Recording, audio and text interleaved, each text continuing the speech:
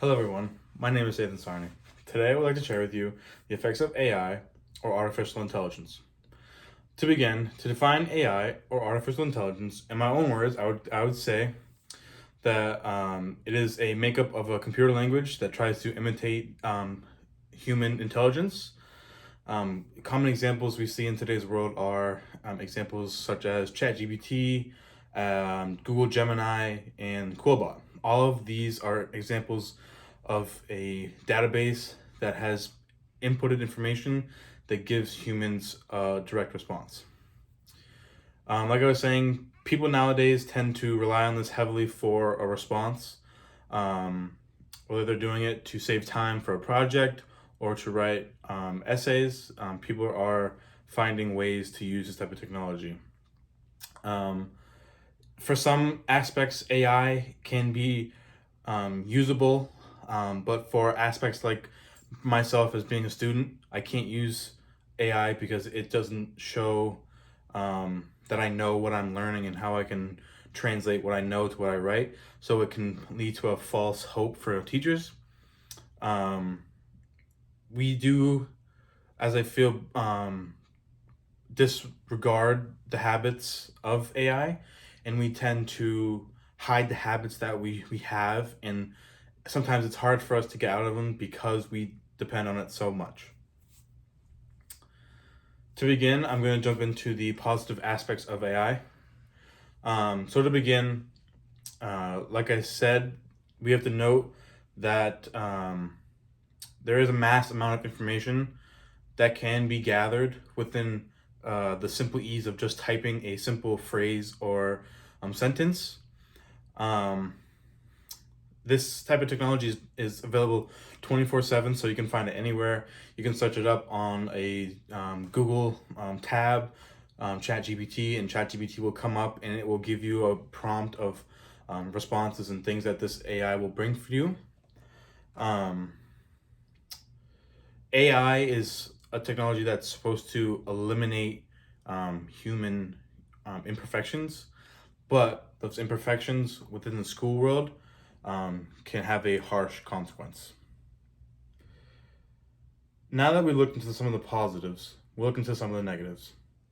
Like I said, I highlighted a few, um, but the first takeaway should be jobs.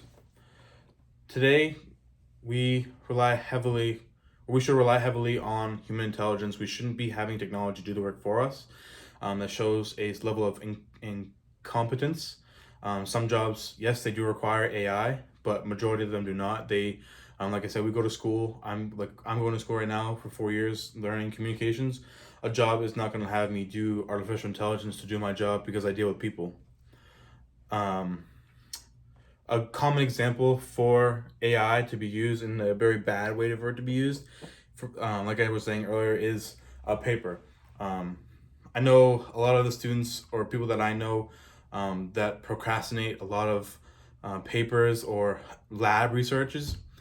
They end up turning towards using this type of AI or this technology because they realize it can be done quicker, it'll do it with ease, and it'll be seal proof.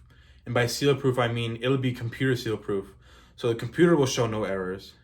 But to a teacher, to a boss, or to a coworker, it can show imperfections because a computer writes in a different language as a human. So it's easily distinguishable. And I know as some teachers use things such as Respondus lockdown browsers or like an AI tracker to tell percent of AIs in the paper. So I know that has become a big talking point about how do teachers find their way of both tracking AI and managing students who are using this type of technology.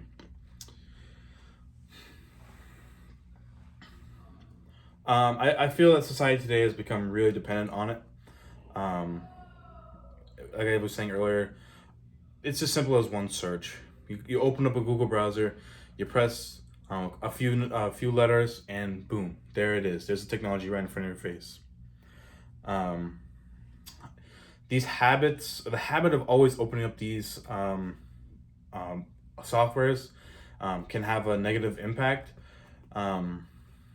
We take the time as humans to learn what we want to do for the rest of our lives. We shouldn't have something taken and doing it for us.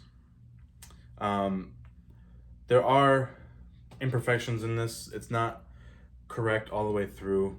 It essentially just vomits data points and research that you just need on a just a brief, just I need to get this done now.